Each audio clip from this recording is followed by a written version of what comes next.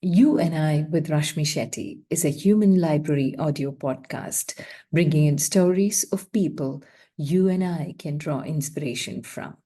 Welcome to the third season of this amazing story listening journey. Ordinary folks, extraordinary lives, their uniqueness and individuality, making them interesting to talk to and to listen to, each one of them completely connected to the voice in me and with motivational stories of moving beyond themselves to make a difference in the world. A reaffirmation of the fact: open your eyes wider. The world is far more beautiful when we acknowledge the presence of both you and I. Our guest today is Roshni Mukherjee. Passionate about teaching, Roshni started teaching through YouTube way back in 2011 when there were very few learning channels on YouTube in India. One of the 100 Women Achievers of India recognized by the Ministry of Women and Child Development, Roshni has also been recognized by the Honourable President of India in 2016 and by the Limca Book of Records in 2017 for creating more than 5,600 video lessons on YouTube and making it available for free. Roshni teaches concepts and subjects across grades, be it a nursery rhyme or a complex science topic of grade 12. She ensures in making the complex topics simple through visuals, animations, and graphics. Roshni is on a mission of making high-quality learning content accessible to every child. With 3 million plus subscribers across channels, she was a speaker at the Global Educon 2022. The launch of YouTube courses also was done alongside Ishan John Chatterjee at Google for India event in 2022, with her vision still being making education affordable and accessible to every child across the country. She recently launched free batches for classes 11 and 12 on YouTube as Learno Hub Athar for classes 11 and Learno Hub Anant for class 12. Listen in as Roshni shares her journey, the ups and downs, and how the rebranding was all a beautiful journey of recognition, learning, and finding her mission. Hi, Roshni. I know the difference you've made to my son, my nephew, and their friends together, that I'm so honored to have you on this podcast. Welcome to You and I with Rashmi Shetty. Thank you so much, Rashmi, for having me here. I'm sure that we both are going to have a wonderful time. Sure, Roshni. But you know, the Roshni who is on today and the world knows today is somebody who may have evolved with time, evolved with age. So, what was little Roshni like? Simple, serious, absolutely a nerd, topper in class, and moved on to become the Roshni Mukherjee that the world knows you today as. I'd love to know your journey. So, where did you grow up and how did Roshni evolve? Yeah, sure. So basically, I was born in a lower middle class family, Bengali family. So I was the second girl child to my parents, and I was brought up in Dhanbad, which is in Jharkhand. So since my dad was an engineer who worked with BCCL, so I kind of spent my entire school days in Dhanbad. So right from my childhood, I think I have been somebody who has always been very inclined towards academics. So I loved studies, I loved being with books, and that's how I was, like, since my childhood. And I think it was this academic inclination of mine which kind of made me quite good with academics. And over a period of time, I realized that as I went to pursue my higher studies, so I did my higher studies from Delhi University, Hansraj College. So I did my graduation, post graduation from the University of Delhi. So while I was in college, I still remember there used to be so many times that we will be doing group studies amongst friends, and my friends would really appreciate that, yeah, tu to bada acha samjhati hai. So whenever they used to get stuck with topics, we used to discuss, and I used to kind of try to explain them what I have understood. So I think it was somewhere during my school days. Even during my school days, when I was in class 7th, I was very much comfortable teaching concepts of class 6th to a junior. So I think that knack of teaching, or that, that passion for teaching has always been there. So I still remember, while I was at college, I often used to go to my sister's place. My sister is quite elder to me, so her daughter was in school during those days. So I used to help her with her homework or during her exam time, and she also used to appreciate it a lot, that you really teach well. So I think that passion to teach was there within, and my inclination towards academics was something that added to that. So when I completed my studies, I after I did my masters, I got placed with Wipro as a quality analyst. So I started working with Wipro. In fact, yeah, while I was doing my masters, initially my plan was to pursue a PhD and then get into teaching. So that was the initial plan. But I think we plan one way and it happens the other way.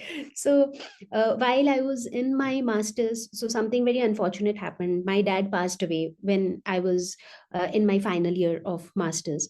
So, and during that time, while I was being offered a job with Wipro, I thought taking the job would be better, considering I would start earning early. And that's when I decided to take up the job.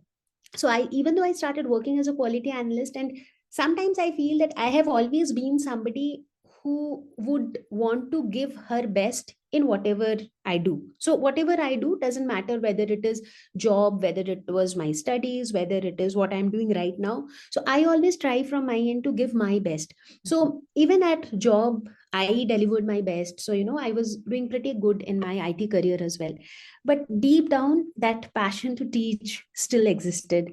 So I still remember, and I think the entire turning point was this interaction, this little story of my interaction with my maid.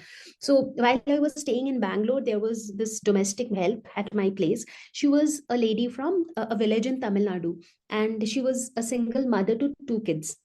So her kids used to go to some government school in her village in Tamil Nadu. So every month this lady used to take 2 days off to go to her native, meet her kids, and come back.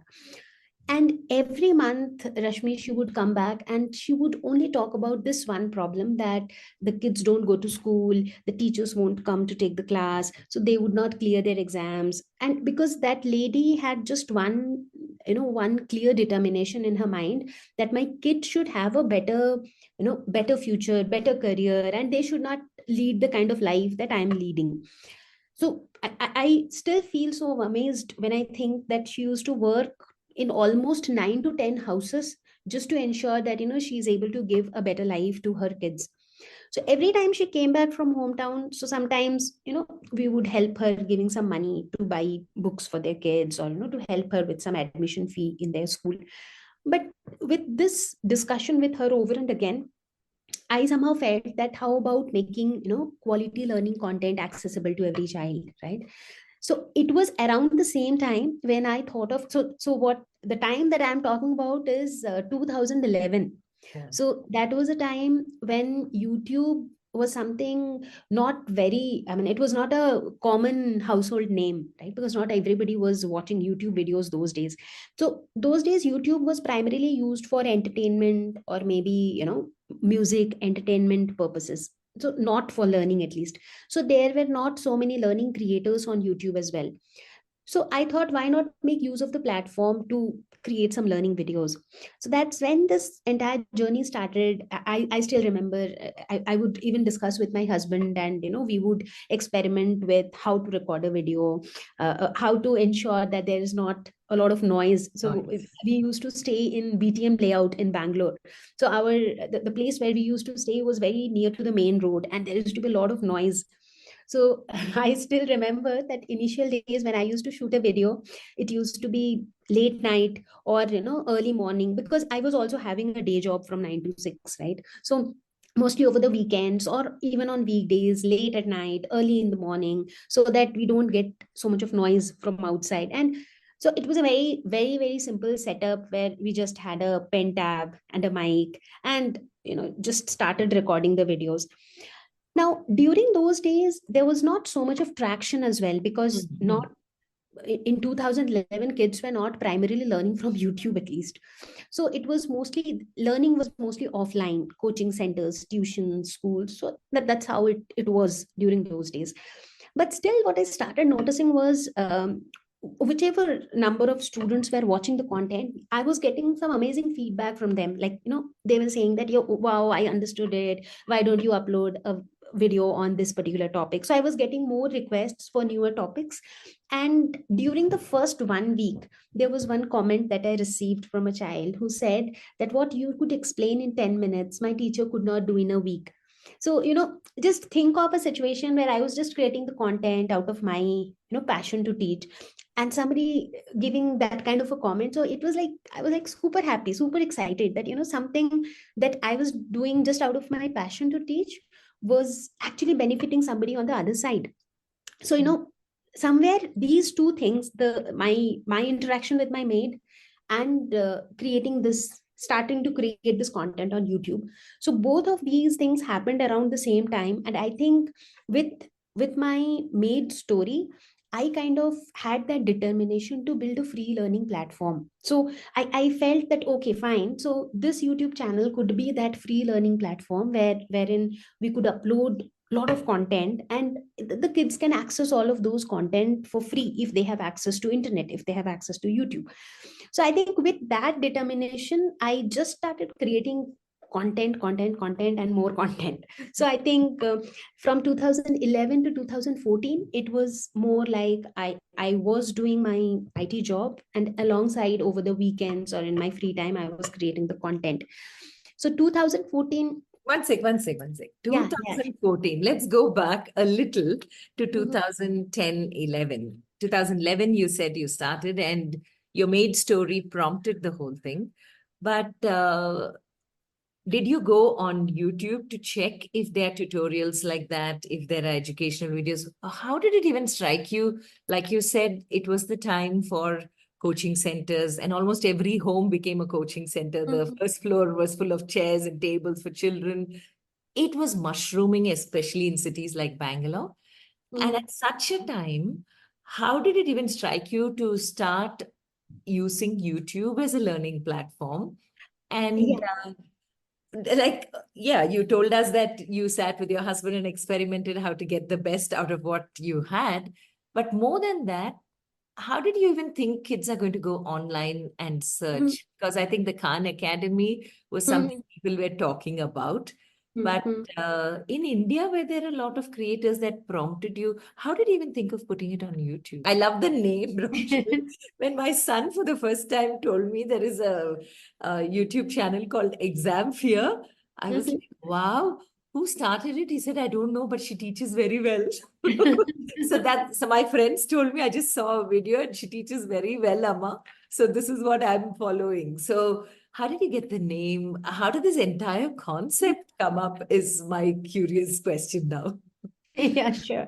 So as I was telling, during those days, as you very rightly said, that there were actually no prominent players who were creating learning content on YouTube in India.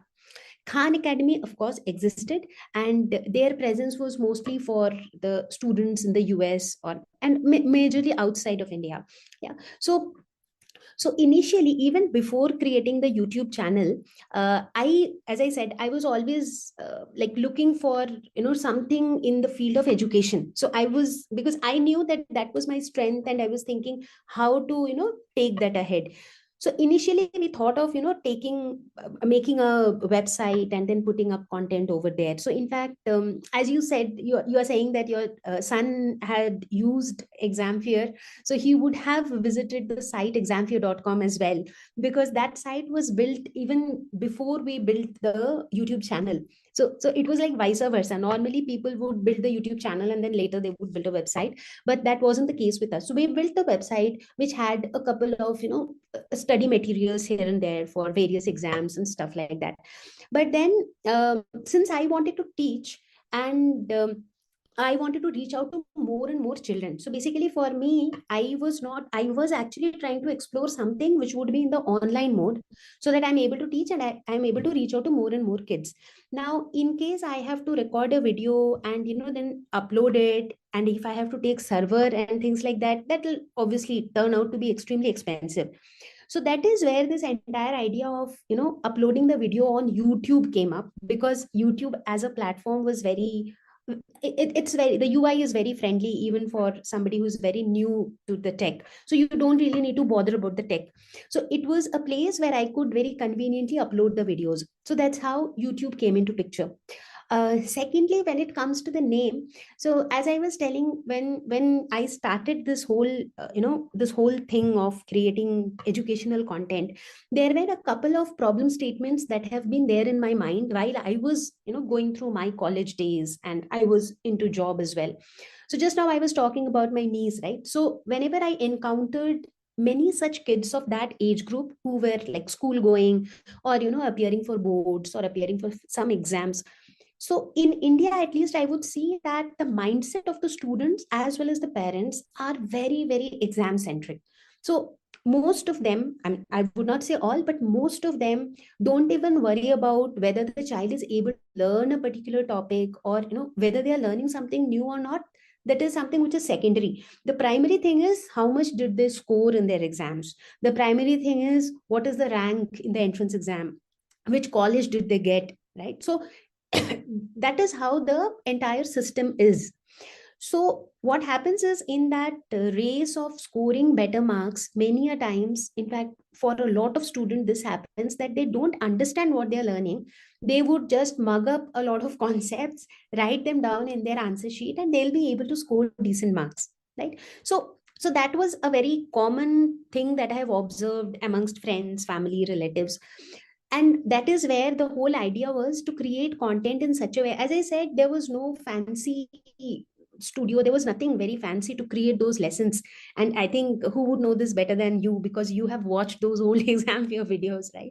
So it was a very basic setup with very basic things. But the whole idea was, I mean, every child who appreciated those content was primarily because of the way very simple concepts were explained, or even complex concepts were broken down to very simple ways for kids to understand, right?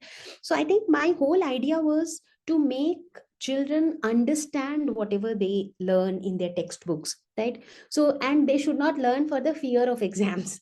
So that's how the name exam fear, no more fear of exam. In fact, we had that tagline below exam fear, no more fear of exams. But so now when I meet with so many people, a lot of them, just like you say, that they just love the name, it was so different, it was so catchy and stuff like that. But also along the journey, I came across so many people who said that the name had a negative, you know a, a negative touch to it, because it was exam fear. And then if you look at that logo of exam fear, it had that danger wala symbol on the X. So a lot of them used to say that, why do you, I mean it doesn't suit the kind of work that you do, because you try to spread education, you try to enlighten so many people. So why the name exam fear? In fact, that has been the primary reason we rebranded it to Learner Hub in 2020, where the main focus was learning. Because anyways, our main focus was to make learning more engaging, learning more meaningful and fun. That was the story of how we got the name of name exam fear. No, honestly, I did watch a few videos because for me the name was catchy. Mm-hmm. And he was watching some video while he's studying for his physics and chemistry. And the chemistry, especially, was one subject that he was not very fond of because maybe the way it was taught, I have no clue, but he Mm-hmm. would find it tough. And when he would watch your videos, he would pick it up far more easy. And that's how he started watching more and more of your chemistry videos. And Mm-hmm. when he told me for the first time, I said, "What are you watching while you're studying?" So he said, "Exam fear, Amma." I said, "What is that?" He said, "That's a YouTube channel." I Mm-hmm. still remember my reaction, as in, whoever has done this has put in such practical idea into play here, because exams, like you said, bring a lot of fear because we are mark centric. Now, when you changed it to Learner Hub, and people had already registered exam fear, right? It's like Mhm. branding and now rebranding. I'm sure by now you were providing it free, and a lot of kids had subscribed to the channel, and you slowly were becoming popular, because that's where I heard about you for the first time, Mhm. Roshni. I was curious to know who started this, and Mhm. I read about you. And then you started appearing in newspapers. You were covered by a lot of print media as well. So, what was that journey like when you stepped on a journey without actually thinking of anything else but giving back and Mhm. making your huge talent of teaching, taking Mhm. it to the next level of just giving it out to children? What did you feel when people started recognizing you and the world around you started understanding that there's somebody doing something so beautiful for the student community? When did it hit you? Is there any Mhm. particular moment or any particular feedback? When did it actually hit you? I'm sure with your work, with the videos, your life must have been full. When did it Yeah. hit you that you're making a difference? Yeah, so actually, as you very rightly said, that initially it was more about, just giving it a shot, because I just wanted to, I just wanted to make that happen. That, I want to create content. And as I was telling just now, that initial few years was all about creating content. So I didn't worry much about, how many of them are watching, how many are subscribing, but one thing that always mattered to me right from 2011 till today, and that is the comments that I received on the channel. In fact, you won't believe that when I started, even during those days, even if I received say 10 comments a day, I used to make sure every morning when I started my work, I would, read those comments which I received on the channel. And I do that even today. So now we receive so many comments that it becomes practically impossible to read all the comments. But I do ensure that whenever I go out for a morning walk or whenever I have time, I read some of the comments every day. So I think gradually with time we started getting like these comments that earlier were used to be very few. It mostly used to be around good video, great video, I understood this, please upload one more chapter, stuff like that. And then gradually we started getting more stories on those comments where kids started telling that I we actually have had stories like this where a girl said that I live in a village and I was not allowed to step out of my house to go for maths tuition because there are no good teachers available in the nearby areas, and saying that thank you ma'am, you gave me a pocket tutor because now I am able to access those mathematics content just on a mobile phone. So gradually we started getting more and more such success stories, which made me feel that this was actually benefiting children on the other side. Like initially it was more like one sided thing which I was just uploading, but so I was starting to get the signal that it was actually benefiting kids across the country. Now what happened once was around 2015, and I received one email from a student who said that I have nominated you for some campaign 100 women achievers of India. So there was some email from a random student. I saw that email and I simply ignored because I thought maybe some email, because there was no URL, no, authentic, nothing was very, nothing looked very authentic to me. So I thought it was just some random email. I didn't pay much attention to that. And then over a couple of weeks, I received a call from the Ministry of Women and Child Development that, I was recognized as one of the 100 women achievers of India. So it was all about the nominations happened. So one of those students out of those bunch of students who were watching my content, somebody nominated me, and then the voting happened, and then I was among those 100 women achievers of India. In 2016 I was invited to the Rashtrapati Bhavan to have lunch with the President of India. So it was all like a dream come true, because not even a dream I would say, because I did not start this journey uh, thinking that one day I'll be able to meet the president, right? So I think what I felt was the effort that I had put in over the years, it was not with an intent to get something, because the way I started it initially, I didn't have a vision to build a company or to grow big or something like that. So it was solely with the intent of making quality education accessible to every child of the country. So over a period of time, I realized that, it actually brought that impact amongst so many children, and it somewhere it came back. So it came back in this form. And then once I got that recognition, as you were also mentioning it, I mean, the story got covered in several media, both in print as well as online, and then the news was there everywhere. And with that, I also started noticing that a lot of more students started coming to the channel, started watching the content, and so the graph just went up and up.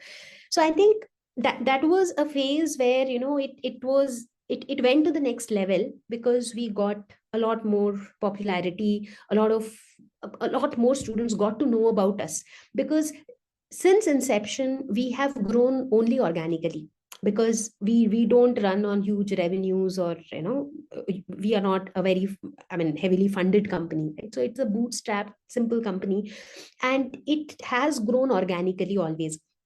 But I think with these kind of recognitions, we got a push in our organic growth as well. So I think, yeah, so that was again a phase where I could feel that shift. And I think recognitions like this, when you least expect from a source, like you said, you ignored the mail. Many of us wouldn't take it seriously at all. Correct. And that moment in the Rashtrapati Bhavan must have been such a surreal Yeah. moment for you, right? Yeah, of course, of course.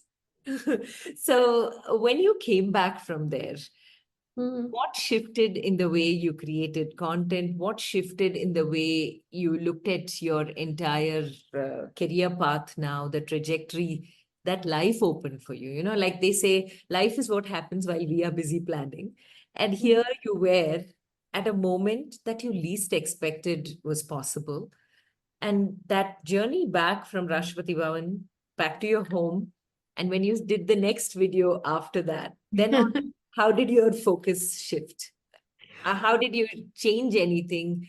Are there any stories that happened post that which made you understand that this is my path? That's it. I found my purpose.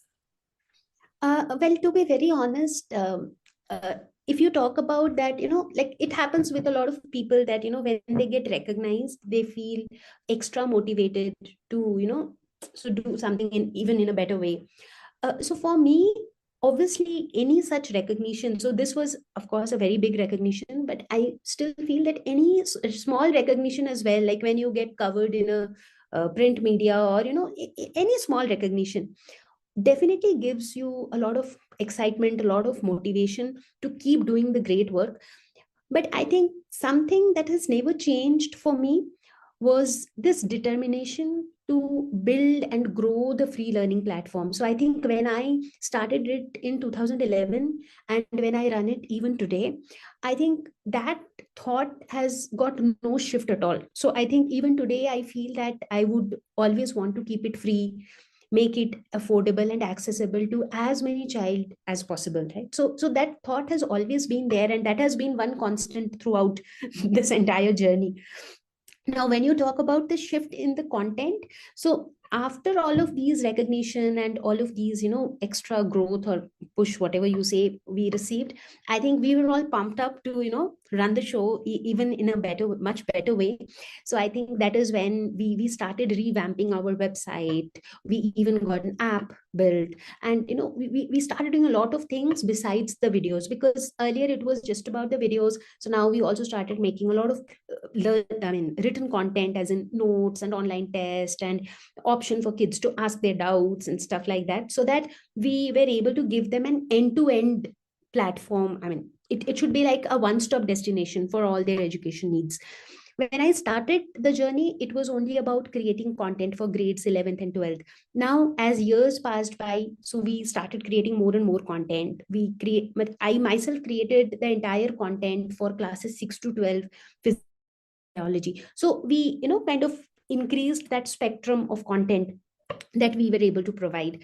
So I think that motivation gave me that push, that in fact, as I was telling some time back, that I resigned from my full-time job in 2014, towards the end of 2014.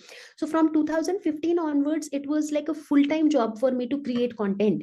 So, and that's the reason, since I have created so much of content during those years of say 2015 to 2018.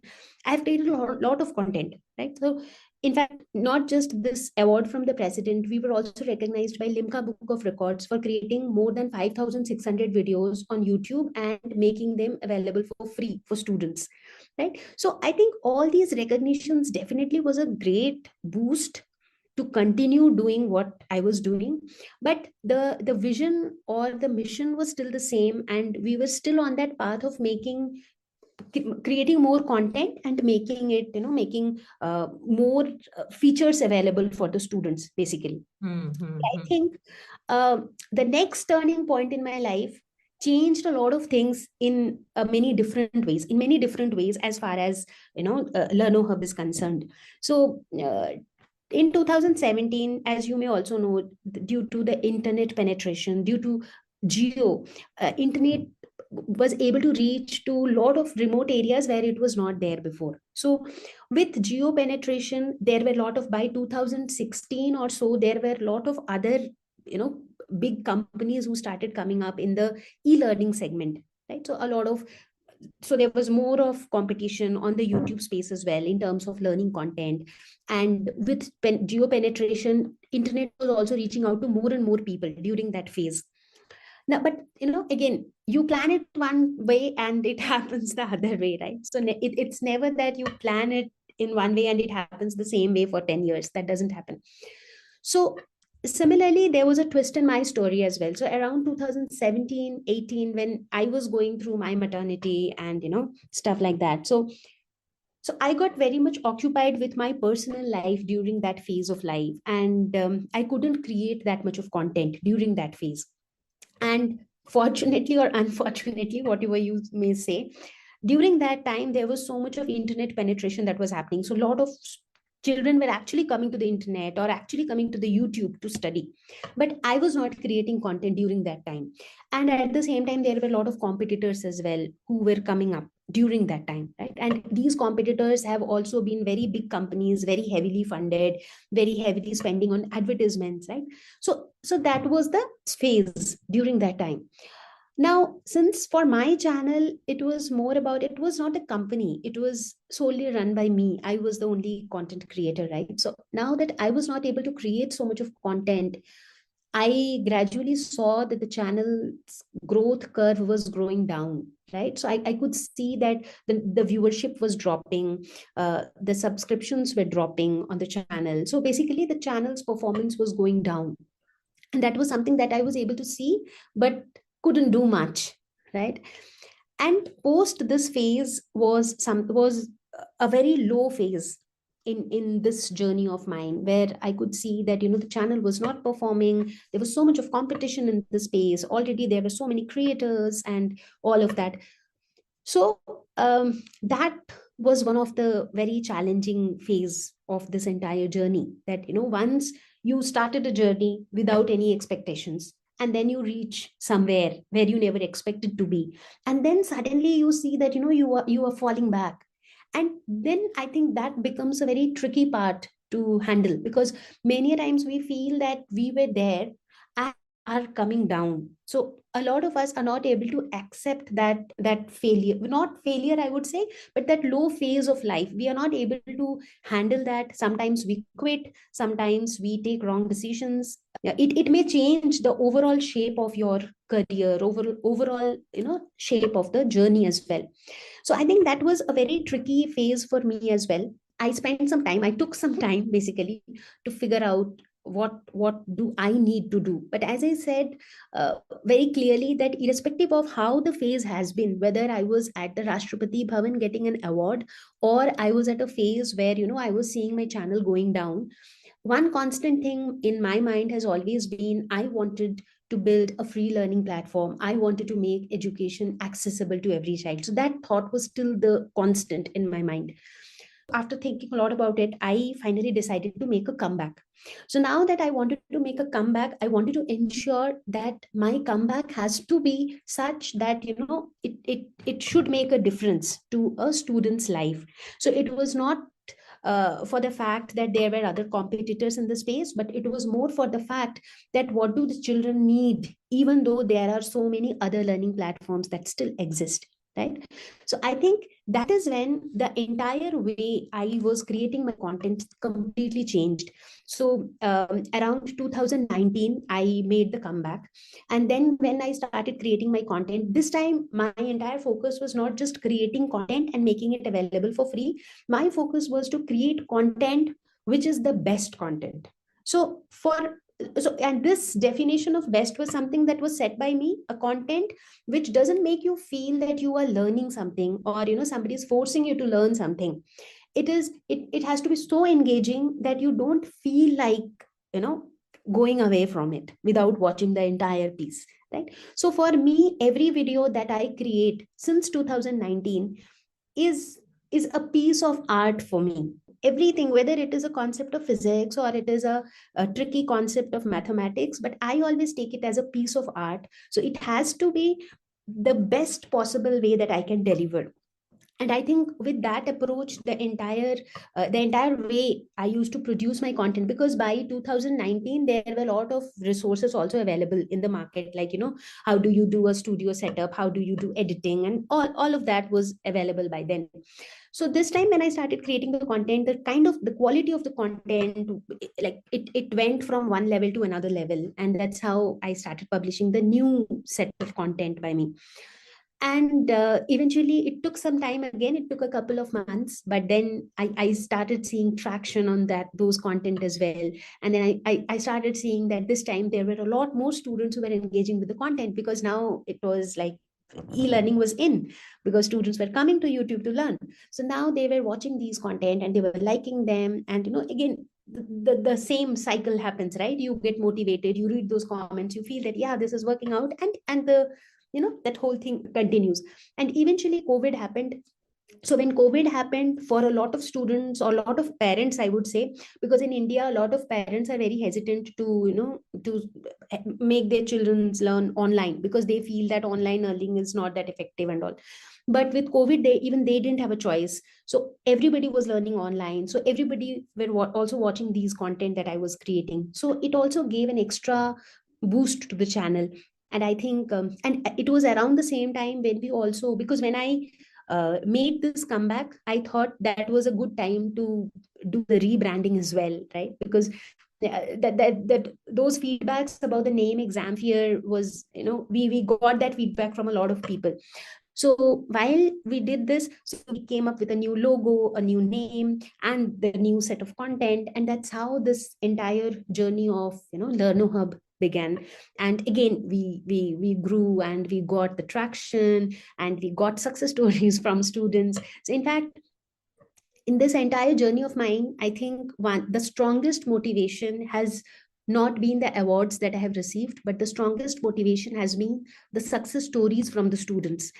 As I was telling you, that initially it was more about reading the comments on the YouTube channel, but over time, I feel that I was fortunate enough to meet a lot of students accidentally, sometimes in malls, sometimes on the road, and I have met so many students. And when they shared their stories, that really touched my heart. I felt that it actually made all the sense to me to spend more than a decade creating these content and making them for the benefit of those students.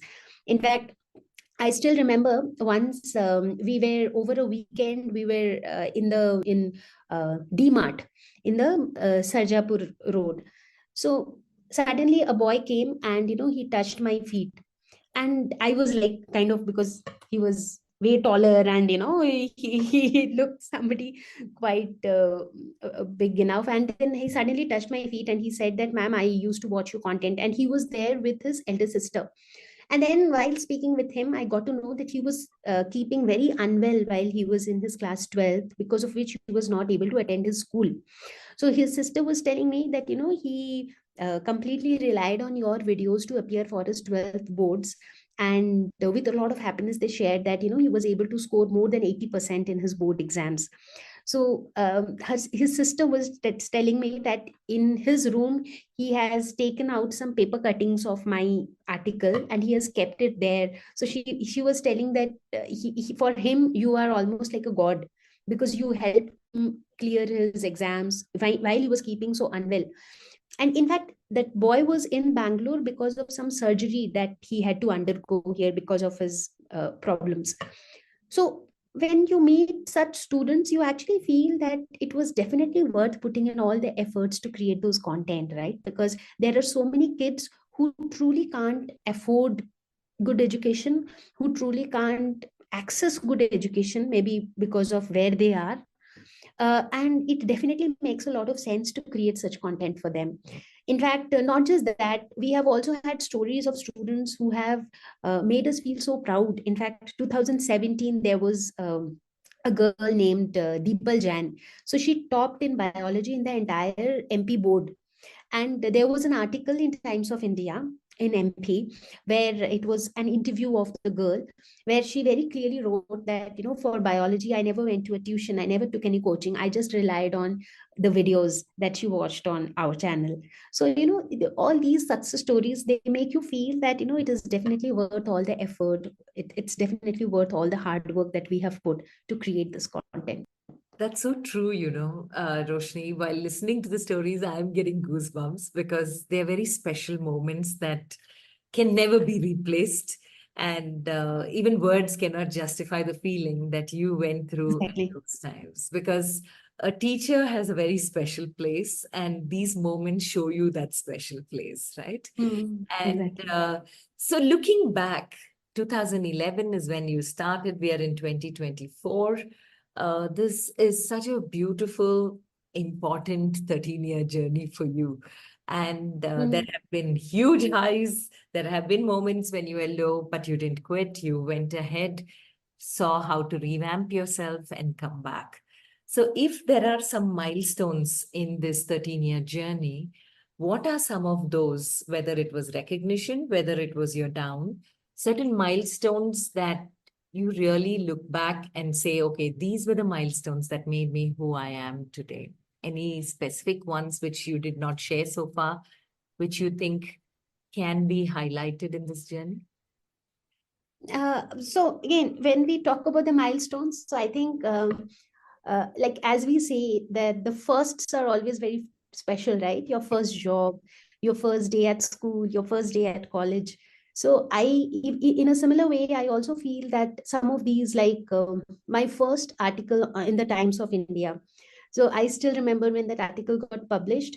That early morning, I started getting a lot of WhatsApp messages from friends in Bangalore, and then suddenly I realized that, oh, I mean, even we get Times of India print at our place, and then we suddenly rushed to the main door to see the article that got published. And I think that was the first time my story got published in Times of India, and it was such a special moment, because after that, even though I got covered in so many other newspapers, magazines, online publications, but the first one was extremely special because it made a lot of difference to me, my family, my friends, and everybody I knew, right?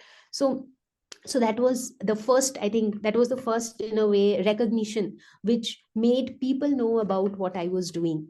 Of course, that as we were talking about the visit to the Rashtrapati Bhavan, of course, made a lot of difference, not just to me, but also to a lot of people who for whom it didn't made much sense about what I was doing. Because a lot of people during those today, if you ask somebody what do you do, and he or she says I create content on YouTube, people do understand that, because now there is so much of content creation on YouTube. But during those days, it didn't make much sense to a lot of people that, I mean, how does it matter? What does it mean when you create content on YouTube, right? So I think those recognitions, of course, made a lot of difference. These success stories from the students, of course, made a lot of difference and still make a lot of difference to my life. So I think, yeah, that also has been a very, it has also played a very major role. In fact, it has played the most critical role in this entire journey of Learno Hub. or you can say whatever I am today. So it has shaped me to what I am today in a way. Not just that, as I was talking about the content creation. So while I was creating so much of content, I never thought that a day would come when we would be invited by the chairman of the CBSE to collaborate for our content, right? So these were some very special moments when you see that, big organizations, they recognize your efforts, they want to collaborate with you, they want to help your content reach more and more children. So I think all of these small yet very important things make a lot of difference to who you are and what you are building. So I think all of these recognitions, support from the students, and of course last but not the least, support that I got from my family, so all of these taken together have made me what I am today. Yeah, truly, truly. And you mentioned COVID, you mentioned e-learning. So when COVID struck, everyone took a back step and schools couldn't stop, so they went online. So here was someone who was online from 2011. And so when the world went online in 2020, you were already equipped enough to handle e-learning. So, in spite of competition and revamping yourself and coming back with a huge thump, what did COVID teach you? And what Mhm. are some of your reflections? All of us took back something or the other, but you were there way ahead of the rest of the players in the market as far as your Mhm. profession was concerned. But what did COVID teach you? So whenever I think of those COVID times, one thing that very significantly strike me is the challenge, like the challenge that COVID posed on us. Because as I was telling, that 2018 was when my daughter was born. Mm. So by the time we got stuck with COVID, she was just 2. Yeah. So there were no house helps, no nannies, nobody else in the house except me, my husband with our 2-year-old daughter. So I still remember those days when everything means everything had to be handled by us.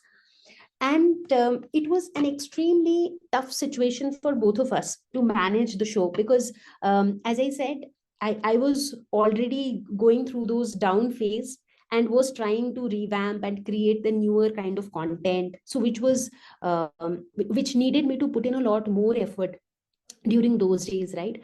So you won't believe that the determination was so strong, because with COVID all of us knew one thing, that this is there, this is for real, and it is up to you, how do you manage the show. So I still remember how we managed our schedule during those days. My husband used to work from 9 to 6, and I would be with my daughter because she was too young, and she had nobody else in the house, right? So it was practically not possible for both of us to work simultaneously. So one of us had to be with her. So my husband worked from 9 to 6, and I would be with her, do all the other household chores. And then after 6 o'clock, I would start working. So eventually, by the time I would, shoot a video, or, I'm recording a lesson, it would be midnight. So I would be working till 2, till 3 in the morning, and then we would go off to sleep, and then in the morning we have to do all the household chores, because there is nobody else to manage that as well, right? So I remember those times when sleep was badly compromised, when I mean, we were going crazy, we were just thinking that, how long will we be able to manage it this way. But what I learned was, even though the situations were so adverse, the situations were so tough, and on top of all of these, we often got phone calls from friends and families, and distant relatives, that somebody passed away due to COVID. Sometimes the situations were so worse that it kind of made all of us tensed, right, with whatever was happening outside. But one thing that I learned was, if because since that was the time when I just was trying to overcome the low phase of my life, so it was like, very clear one goal, that this is my chance and I'll have to make it happen, right? I'll have to make it work. So I think when the determination is so strong, you give your best to fight the adverse situations or the adverse conditions, and you come out of it. So I think COVID very clearly taught me that no matter how difficult the situation is, if our determination is very strong, we will be able to handle it in some or the other way, and we will be able to make a, carve a path for ourselves. I think for a lot of us, COVID taught us that life has a way of teaching you, and Exactly. we will face it eventually, no matter what. Yes. And three life lessons, Roshni, that you'd like to leave us with. Uh, so if we have to talk about three life lessons, so I think one that I very strongly believe in is focus. I think that if we stay focused towards our goal, so goal doesn't necessarily need to be, it doesn't necessarily need to be a professional goal. It could be any goal, it could be anything that you want to do, you want to achieve. uh, but if that focus is very clear right from the beginning, right from the day you think that you want to achieve that, if no matter how the surroundings are, how the situations are, but if your focus is to the point, I think you will make it happen. Yeah, so I think focus plays a very crucial role. So that's why I often see that for many people we see around us who are very successful. Now, successful doesn't necessarily mean that somebody is a millionaire, a billionaire, or somebody who is a very popular celebrity. Successful in the sense, whatever I wanted to achieve, if I'm able to achieve that, I think that is success for me, right? So, but in order to achieve that, focus becomes very important. And in today's world, especially, I mean, if we have children or teenagers listening to this conversation today, I think the distractions are too many. I mean, as on today, there are too many distractions all around. So if we are able to keep our focus very clear, I think that sorts out a lot of problems on its own. So I think focus is something that I personally very strongly believe that it plays a very crucial role in shaping up your life, your career, your personal life, and all of that. So it plays a very crucial role. Second thing is, I think, consistency, because I have seen it work for myself, that if you are consistent with whatever you do, whatever little you do, whether it is about maybe practicing yoga for somebody who does it, even though I don't do yoga regularly, but for somebody who does yoga regularly, even if that person does a 15 minutes of yoga every day, over a period of 5 to 6 years, you will see a lot of difference in that person, because that 15 minutes of consistency is what pays him. It is not about how much time you are spending doing yoga, but how consistent are you doing that. So I think consistency again plays a very crucial role. So as I was telling you, I have experienced this myself, that during a phase when I was not able to create so much of content, so what failed was my consistency to create the content, primarily because I was the only content creator on the channel. So because of whatever conditions, but I could not deliver the content, right? But now with that learning, if a similar situation arises in front of me in future, I don't think my response to the situation would be the same, right? Because now I have that piece of learning for myself. So I think consistency is another crucial role that shapes our lives. And I think last but not the least is self belief or faith. So I think it sounds something which is very generic, which everybody keeps talking about, but at the same time, it is also something that even though we keep listening from all around, we keep ignoring it, because we feel that, I mean, for many of us, we don't even realize whether we have that self belief or not because at certain situation we feel that, yeah, I do have that. In certain situations, it completely becomes invisible. So I think self belief is something that gives us that strength to overcome hurdles, challenges, and win over situations. So I think if we and I think it is more about an attitude. So if we keep that attitude to win over any kind of situation, so I think, I mean, we are there. So I think most of the time we get stuck with difficulties, right? Some challenges, some problems in life, some low phases in life. So most of the time we get stuck with these, negative situations, and we mess up everything else as well. So I think, in my opinion, these are some of the things. If we are able to take a good control on them, maybe it may help us. Love them all, Roshni. Focus, consistency. Because, the moment these two set in, everything else falls in place. But the most crucial element that stitches it all up is self belief. Exactly. And I think when all these three come together, you have Roshni Mukherjee's all around.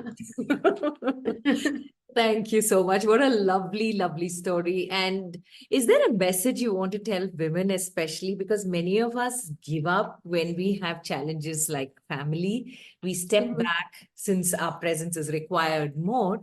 And when we have to take or want to take or wish to take that step, there's so much of diffidence that holds us back. That self belief that you ended with is Correct. what doesn't come up in full force. So, what do, is there anything you'd like to tell those women who are hesitating to put that one step forward, immaterial of what life is to them at that moment? Exactly. So, and I think this one step is something that a woman herself needs to take, because most of the time when I come across such women, every woman would have these some or the other problems in some or the other form, because eventually we need to handle multiple roles. Yeah. Both at personal as well as professional front, right? So I do come across a lot of women who would say that, I do not have a very supportive family, who would say I do not have I do not have somebody else to take care of the kids or whatever. So everybody would have some or the other problems in their lives. But in many of the cases, I feel that the situation has become such that career has become an option for women. It is a choice for a woman. For example, if I am a woman, I have the choice of whether I want to work or I don't want to work. And it is absolutely okay whether I am a working woman or I am a Yeah. non-working woman, right? And absolutely, even I agree to this, that it is absolutely okay for a woman to be working or not to be working. It is absolutely her choice. But the problem arises is this choice is given only to the women, not to the other gender.